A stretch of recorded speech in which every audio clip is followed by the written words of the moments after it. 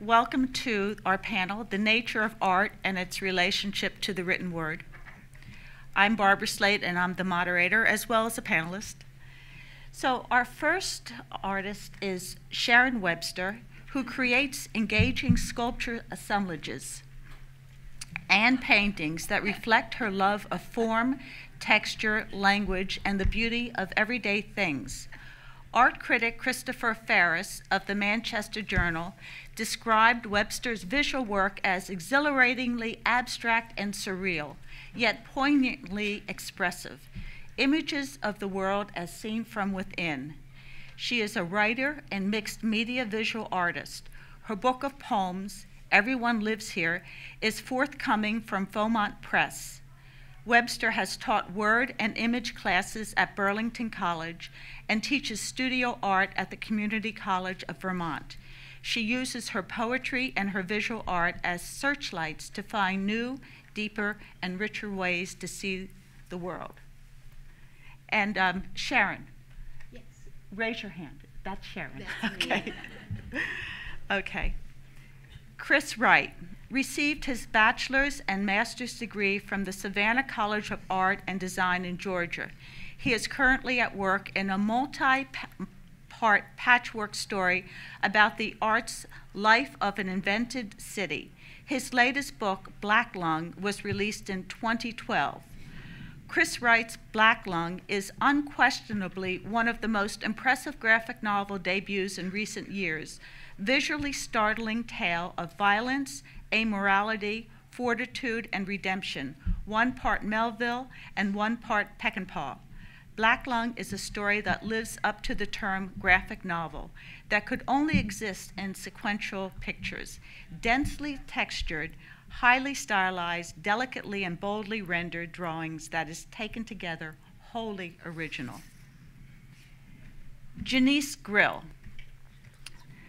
That's the other woman here.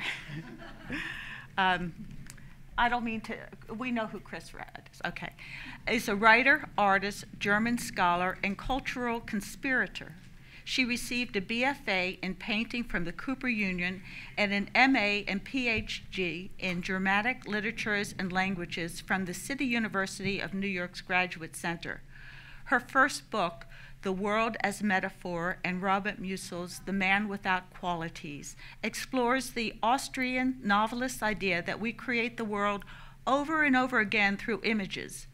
Currently, she is building and illuminating a room-sized book portal, which includes as text an essay on the book as a magical object from a forthcoming book of literary essays entitled Keepsakes on matter, immateriality, and making of meaning. James can you do me a favor and tell me your last name? James Kochalka. Okay. Is the first Cartoonist Laureate of Vermont. He is an American comic book artist, writer, and rock musician. He drew the daily diary comic American Elf for 14 years. His comics are noted for their blending of the real and surreal. His work is characterized by a simple drawing style, bright colors, and frequent appearances by cats, robots, elves, and monkeys. Mostly autobiographical, James' cartoon expression of the world around him includes such real-life characters as his wife, children, cat, friends, and colleagues, but always filtered through his own observations and flights of whimsy. His work has won the Eisner Award, the Harvey Award, and multiple Ignis Awards. Okay, now this is going to sound weird, but I'm going to talk about Barbara Slate, who Barbara Slate has written over 300 comic books and graphic novels for DC, Marvel, Archie, and Disney. She created the controversial series Angel Love for DC Comics, Yuppies from Hell, and Sweet 16 for Marvel, and wrote the comic book series of the Disney classics Beauty and the Beast, Pocahontas, and Mattel's Barbie. Barbara teaches the art of the graphic novel in schools, libraries, and literary gatherings using her critically acclaimed textbook, You Can Do a Graphic Novel. Her newest publication is Getting Married and Other Mistakes. Okay, so I guess we can take that down. Could we turn up the lights now? So So since this is a panel called The Nature of Art and Its Relationship to the Written Word, will you each talk briefly about what that means to you as it relates to your work, how the art and the words connect? Who wants to start? Okay. Genese, why don't you, okay, why don't you start? Sure. Well, I think that the words and the image, it has something to do with the subconscious and the conscious activation of ideas. So the images in the visual field they come out in a more subconscious way. So I don't exactly know what I'm doing when I start working. And as I continue to work, I make a connection with the conscious, which then, then starts connecting to the verbal. Of course, verbal language can also be filled with images, and that can also be subconscious. So this is, not an absolute black and white thing. But the visual images tend to be more subconscious, and then the words start to come in. And the piece that I'm working on now, which is out in the hall, I did write a text for it, but I wrote it after I conceived of the idea and after I started making it. And the image of the giant book is, came first. And I think that says almost more than the words that are going to be in it as I continue. So. Nice. Thank you. And what about you, Sharon? Well, the way that I use words is mostly through poetry. And for me, poetry has a three-dimensional aspect. And I just give you an example, like, say, two words, wild, alter. And what I'm drawing image and word being balanced. And for instance, the word in poetry, alter, seems to work laterally more than, say, prose. And that would be calling an association here that might be ah, and here that might be all together. And in the back this is just my way, in the back, another dimension might be the other meaning of alter, like make new. So those words, so I find them almost like turning on two faucets, both sides, and letting the waters mingle. So whatever. Great, thank you. Well, in comics, I'm telling stories, right? And it takes both the words and the pictures to tell the story. The story is not told, you can't separate them. There's nothing there if you separate them. If it's just the art, there's no story. If it's just the words, there's no story. It's the words and pictures together that make the story. And it's just, for me, it's just a natural way of working because I have always drawn comics my entire life. So that marriage of word and picture just makes just feels right to me, and I understand how to work in that way. Yeah, what James said.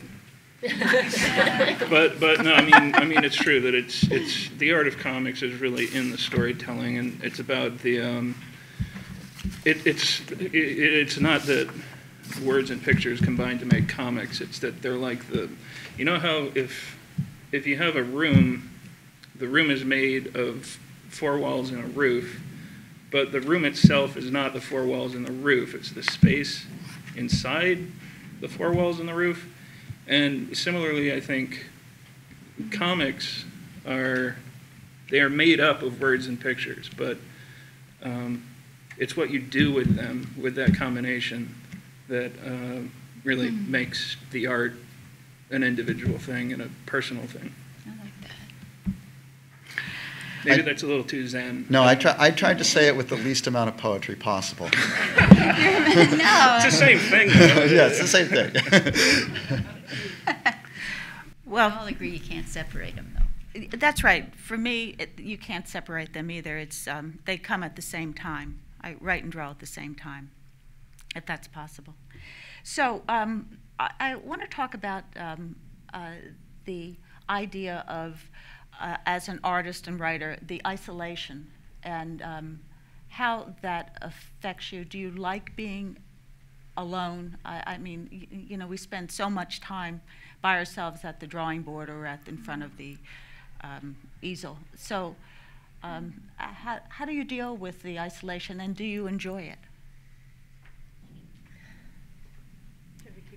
Just whoever wants to pop in. How about you, Chris? How about you? I think you like being isolated. She's a I good don't know teacher. how you can infer tell. that from knowing me for a day, but She's a teacher. Yeah.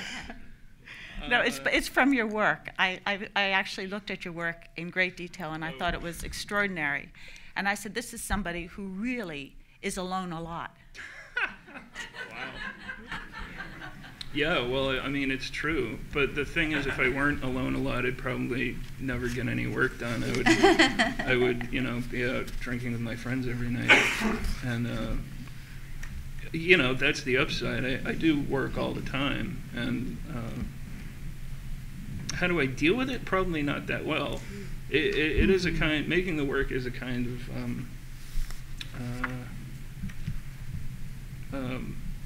therapy is just such a, that's not what it is, but it's a coping mechanism, I guess.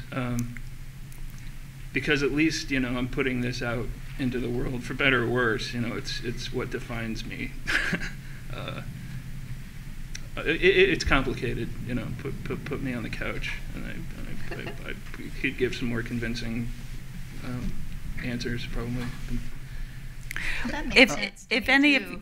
if any of you have seen Chris's work, it's his graphic novel is Black Lung, and it is filled with imagery that is scary. I mean, I can look at it, but I can't really. I'd have a hard time because I don't want to have nightmares. But it's phenomenal, and it's very dense. So that's why I'm kind of picking on him, because I see that he must spend a lot of time in that one space, and I wonder how he does it. So, Interesting. okay. I would say when you're working on a project and you have to be alone to do it, usually you have an excited feeling because you're working on it and you're getting things done, and it's exciting and interesting to you. But sometimes it's desperately lonely.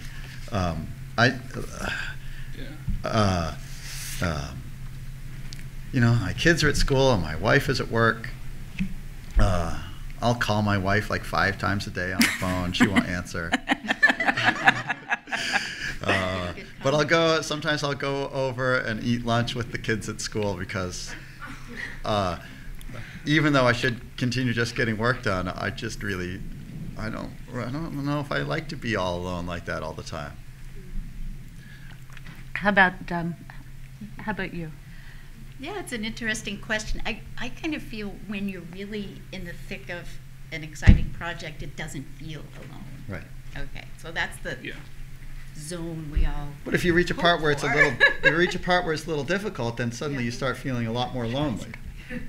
Yeah, and sometimes you just have to push through that. Well, that's the main. You know.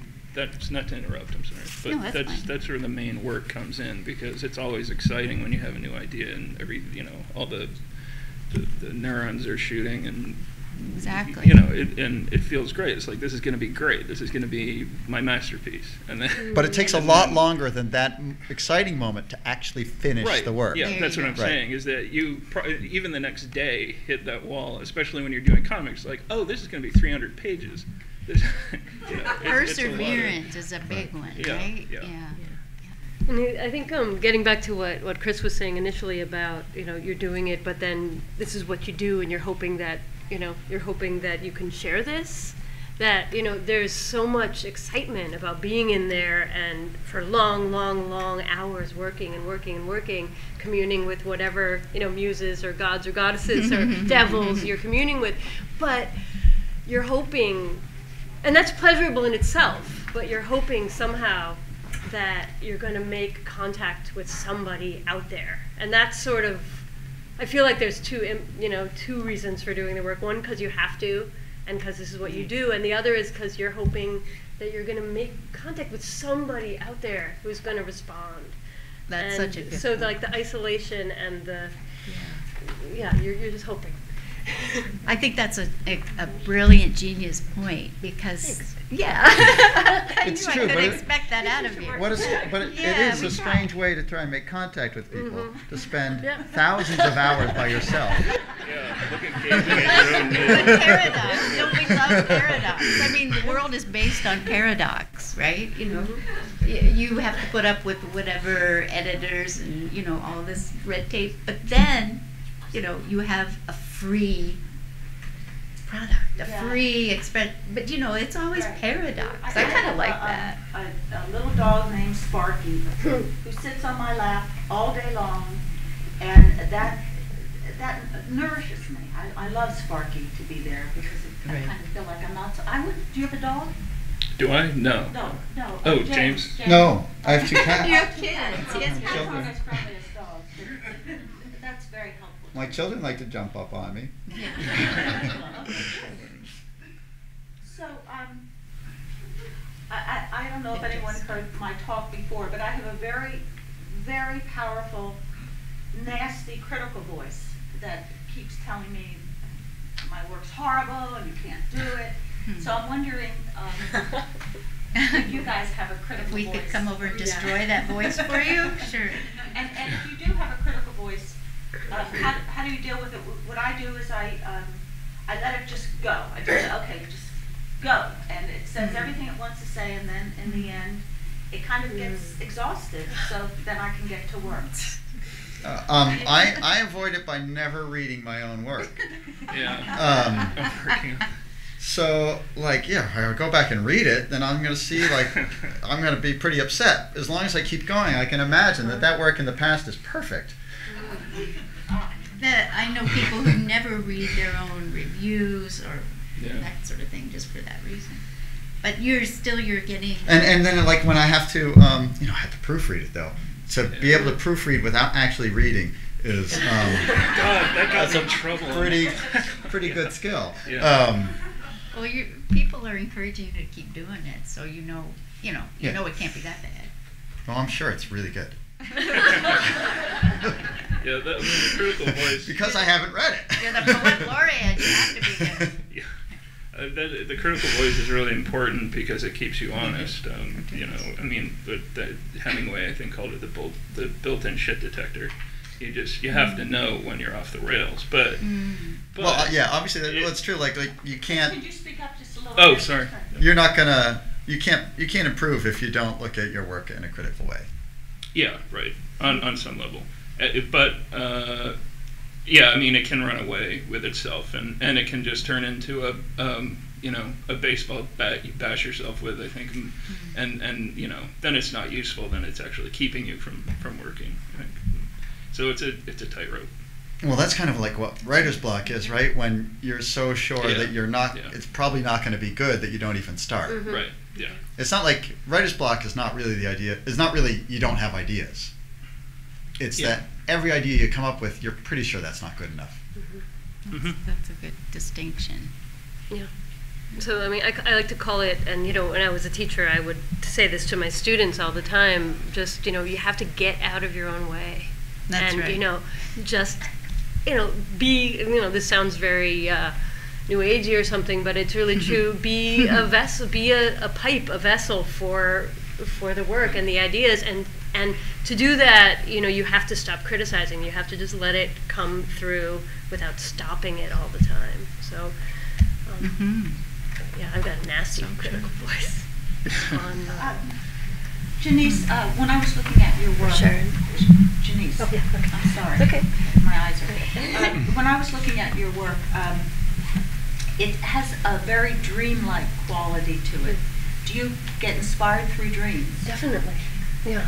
I mean, not regularly, but sometimes there's an image that I'll think about when I'm falling asleep or waking up that I'll keep with me. But I also do think that the painting process is a dreamlike state at best, So when I start, I'll go into it and I just start, moving around, You and get into a zone. a sort of trance, and then again, yeah, then the conscious mind comes in and starts to sort of see what's there and what might it mean.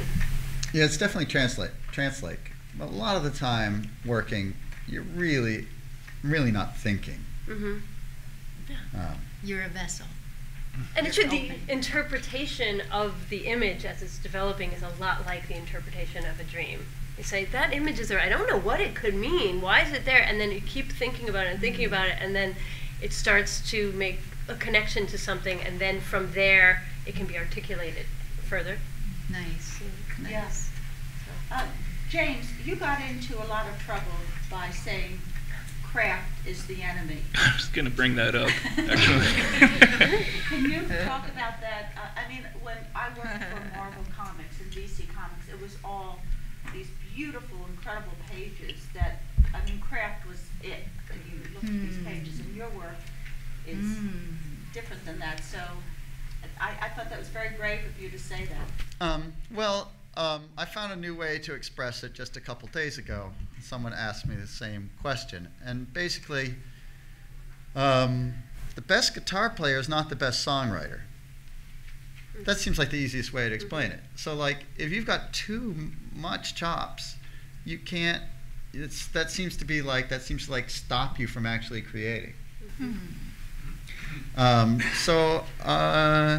Unfortunately, the more you work, the more chops you have.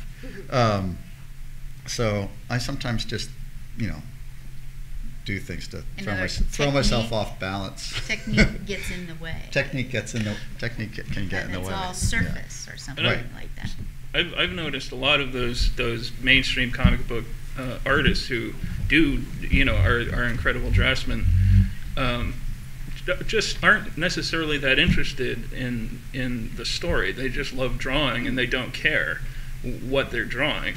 Not that they're not also in love with superheroes. I mean, I'm sure that's also the case. But there's I mean, I always thought what James was saying with the craft is the enemy thing is just don't be afraid of making bad work. Because I meant that too. You're going to get there, if you just keep going. Because if you, it's like we were saying with the writer's block. If you just think I'm not good at that, you're not going to get anywhere. Right. It was I wrote like a couple. They were letters that I wrote to this publication called the Comics Journal, which is a serious magazine of criticism of comics, treating it like real art and literature. Anyhow, I wrote them when I was younger. These real belligerent letters that. Kind of started a huge firestorm of. They were basically just letters saying like, just get to work. Yeah. So I really truly believe that within basically it came out of people were criticizing me for my comics, for me being a sucky artist, and I was just so sure that there was something great inside of me, that they had to be wrong. And I was sure with whatever meager skills that I had at that point, that I would be able to create something that would be truly great and change the world and move people. And so I was saying you don't have to have a lot of skill. That great work is already within your grasp if your will to do it is just strong enough. Yeah. there you go. So Sharon, your work is very sculptural. Yeah. And you collect objects. Yeah, I do that. So I would imagine you're sitting there with a whole lot of things in front of you. Yeah. So how do you know when it's finished? How do you know when to stop? You don't. Well, you work it as long as you can, and then you just see it. Well, first of all, I would like to, the person that gave me the broom that was up there in the first image is right there. So that would be like, that's Nancy. Thank you, Nancy. So I think you hone your eye, really, your vision. You just look for a settledness in it, I think. And But then at the same time, you never say it's over. You never say it's over. It's never over, no. Because sometimes you'll open it up even years down the road and it needs one more piece of satin or something funny on it. Yeah. But- Chris, so I was talking about how dense your layouts are. What is your process? Do you quickly draw the layouts, or do you see the page, or do you go from panel to panel? How do you do your layouts?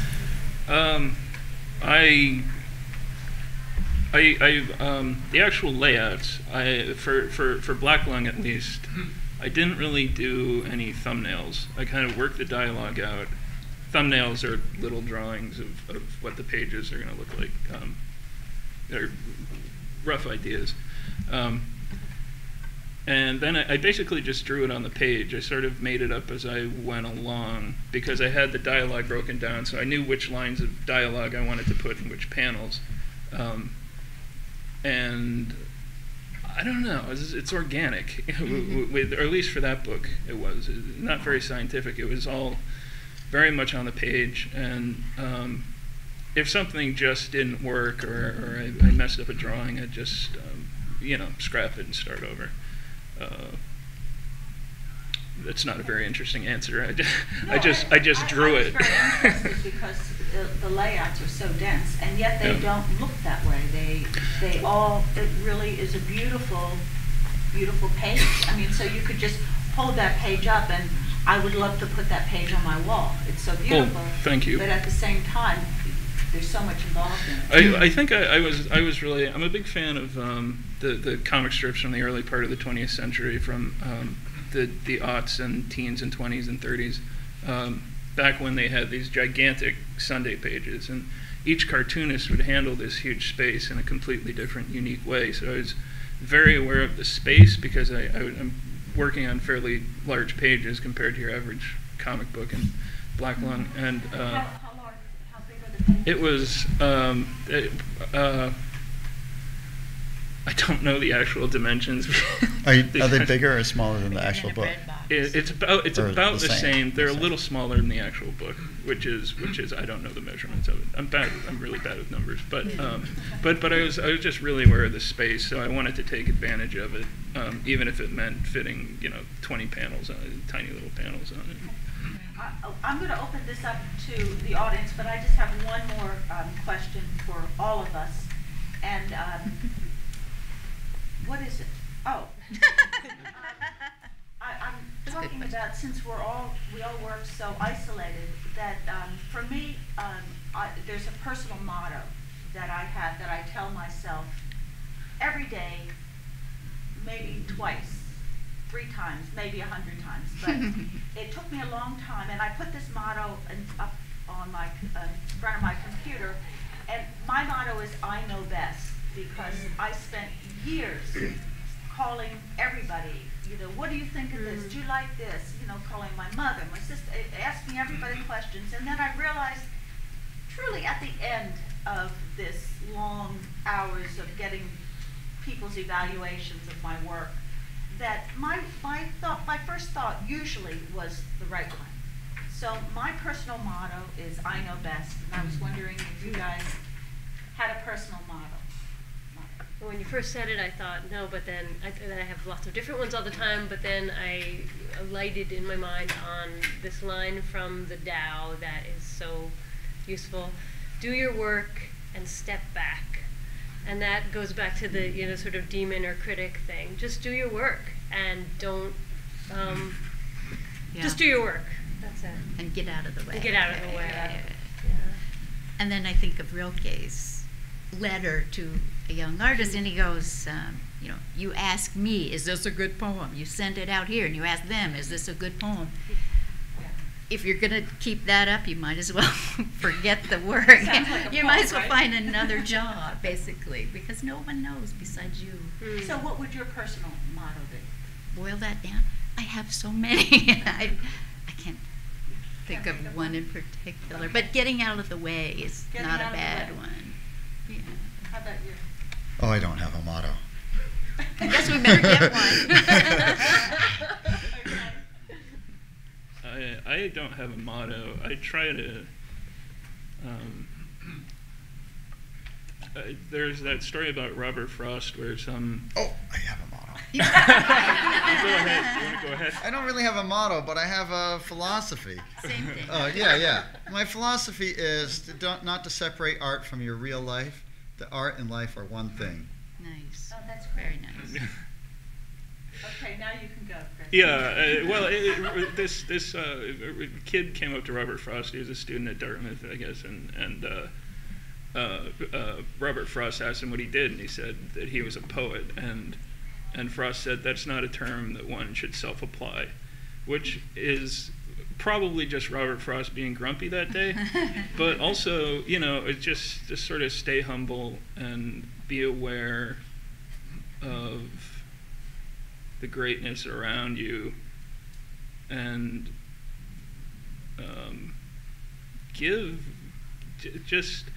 I'm interested always in the link between art and mythology, and I think there's a certain level of giving yourself over to the unknown, not to sound cheesy, but and a kind of a certain kind of, again, not getting in your own way, and saying annihilation of the ego sounds a little over the top, but just to be open. I'm trying to figure out a more clever way of putting it, but that's what it amounts to. That's not bad. I understand what you're We saying. get it. Yeah. So, does That's anybody lovely. want to say anything before we open this up to questions? Let's get some questions. Yeah, let's get them involved. Okay. Questions? I have, it's an observation. There's a gender divide with the panel. This is the first time you've looked at the audience. And That's not you haven't- true. It The is. first time I looked in your eyes, but I've looked up at the audience several times. I've been watching you all really closely, and I've never seen a panel make less eye contact, and I was thinking about We're the introverts. interiority of the process. And I just found it fascinating that the two men were looking down and anywhere but making eye contact. And we did okay, though?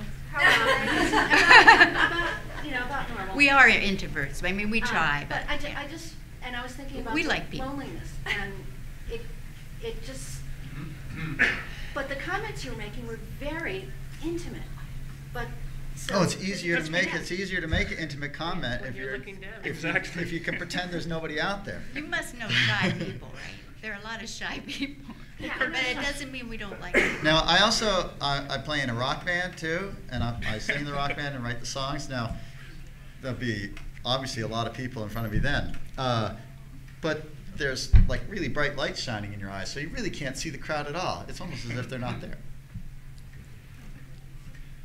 Any We're other glad you're here. observations? Oh, yeah. It really was an observation, it's not a criticism. Sounds like it's a just criticism.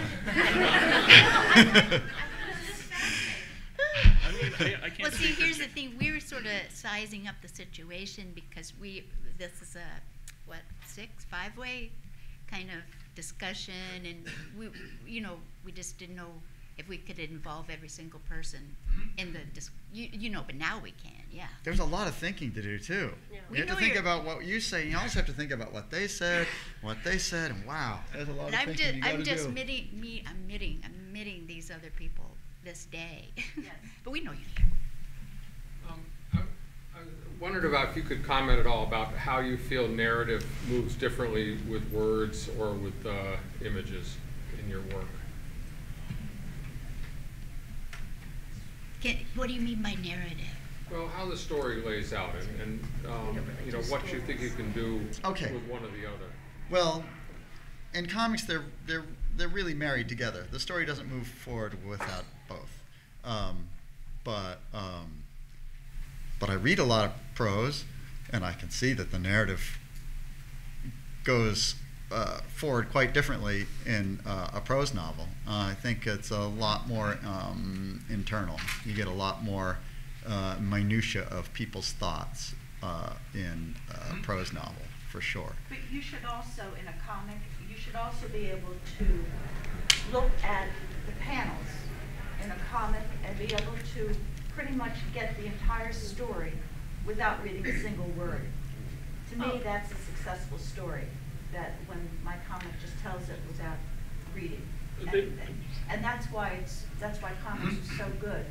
For kids, younger kids, who don't know how to read, they start looking at the panels and can actually read the story.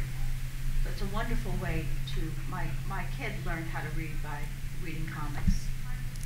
Another thing in prose, you have to describe everything with words. In comics, you don't really have to do much description with the words because you can draw the picture. That's a clear difference between the two. But you might still have, and you could probably even describe people's emotional state just through the pictures. You wouldn't have to say that they're angry. You could show that they're angry, or you could show the whole scene from like the way the character is feeling. Like you could take their emotional state and put it out into the environment around them as well. That would be another way to express that sort of feeling. That's different than something you would do in words.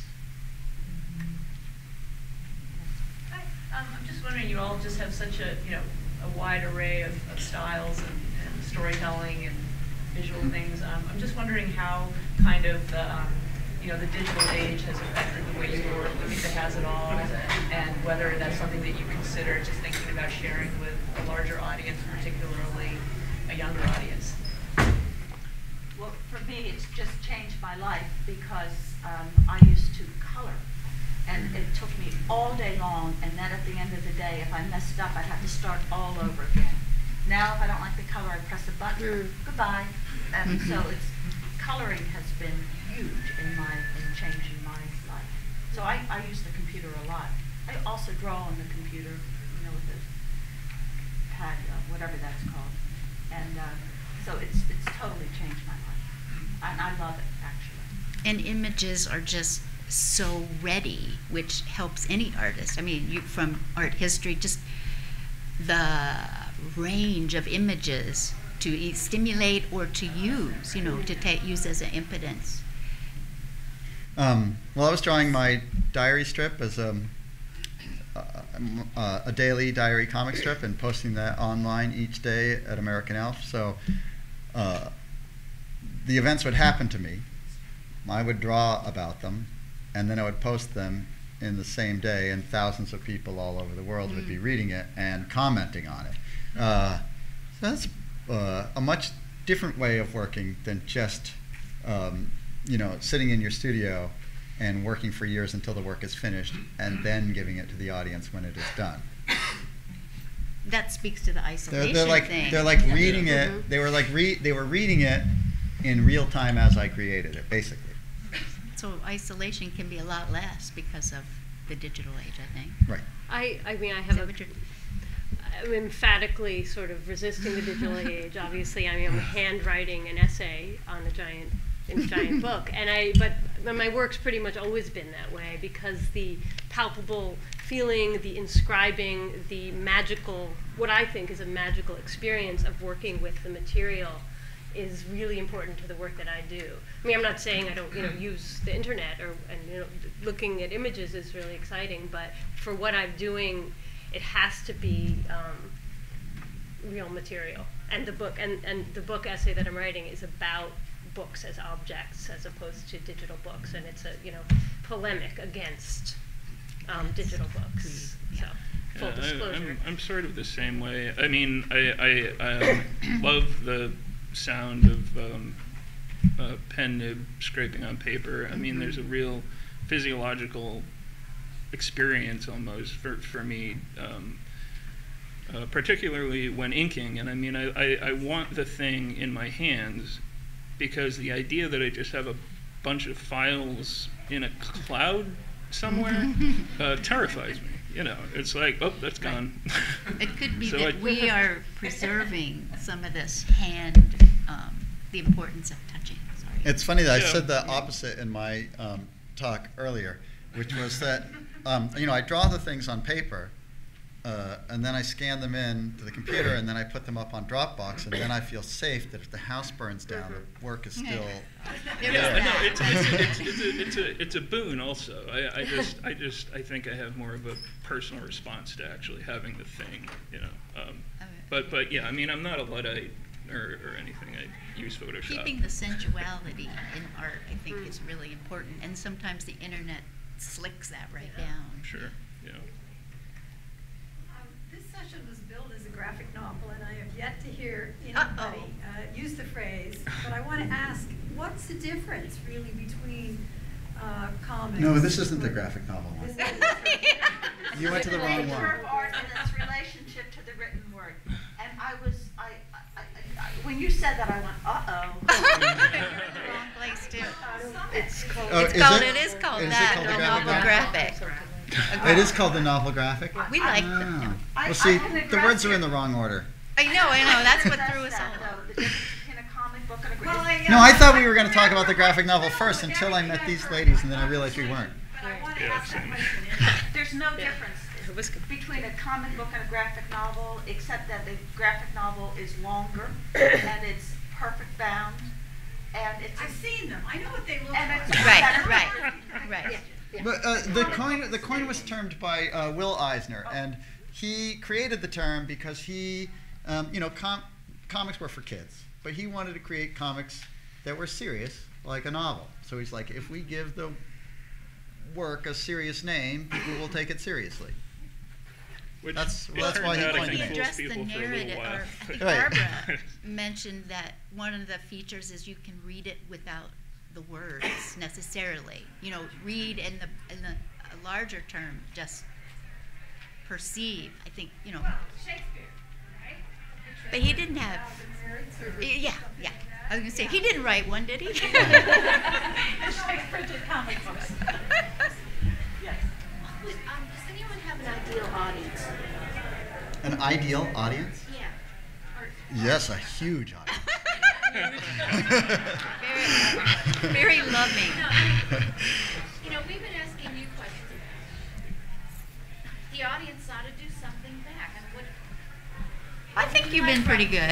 What would you like from the audience for your work, or do you have an imagined audience? I would like people to, especially young people, but anybody, to be inspired to do their work by looking at my work, and to say that, she did this, she cared enough to do this, it's fanatic and crazy or whatever, I'm going to do what I want to do too. And I mean, I love it when young people respond to my work. That's great, Genese. Yes, we just want you all to be wild and crazy. My diary strip was very, very, very personal, so the readers tended to feel very personal about it, or to see connections to their own life. And I have received many, many letters from people who have said that my strip saved them. And Doesn't get much better than that. and when I quit drawing the strip in no, but I got letters from people all over the world who said they just cried and cried and cried when I quit the strip. And one guy did say he had only just discovered the strip like 2 weeks before I quit, and he was ready to kill himself. And the strip was the thing that gave his life meaning, and he's like, I hope I can continue on now that you've written the strip. And I was like, you're going to be I cannot worry about this guy. I've got my own things that I have to take care of. When I did Angel Love for DC Comics, it was drugs, sex, and rock and roll, and I got so much mail from girls who were in trouble and had from some abuse. I remember one, my brother beats me, and it was so I did have to follow through on some, but I felt like I was really reaching a lot of girls who would say, Angel, you're my only friend, I am you, that kind of thing. They really identified with that character. That's a horribly heavy, you're talking about Yeah. horribly heavy responsibility. Yeah. But in a way, that's what you live for, to make that kind of contact. That's that paradox again. You might be by yourself for a little bit, but ultimately the connections can be more powerful. Yeah, you know what I mean? And say that we're not alone. I had no idea I was going to make connections that strong with people. I didn't set out to make connections that strong with people. I was just trying to learn something about myself.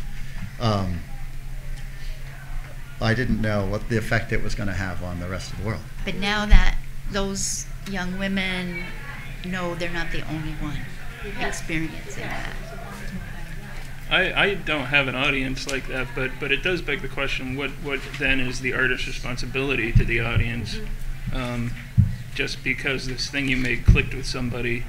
I mean, there are some people who just, this is a thing I like, and then there are people like James was describing who maybe are a little unhinged, and what is, I mean, that's just sort of another topic, I guess. It's a weird. But you're exploring some psychological places that might be a little dark, and that could connect with some people who do feel isolated, and then they don't feel I would like quite as much. Yeah, I would like my work to have a positive effect on the world. I guess that's true. I'd like to leave the world a better place. However, I am completely aware that it is just as easy to cause evil with the work accidentally. Yeah. Taxi driver. And it's not. Ever. Oh, I think it certainly is possible. Eating emails. No.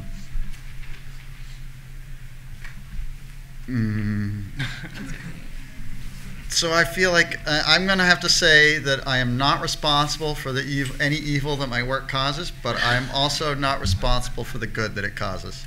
I can't, if I say I'm responsible for the good, then I have to say I'm responsible for any potential evil that it causes. And I don't want to take responsibility for that, so I will not take responsibility for the good it causes either. You're innocent. I am innocent. Oh, that's the whole point of my work. I'm trying to show the world that I am innocent. Utterly innocent. As the day you were born. As the driven snow. I think there's another person who's going to be talking in about 5 minutes. Thank you so much.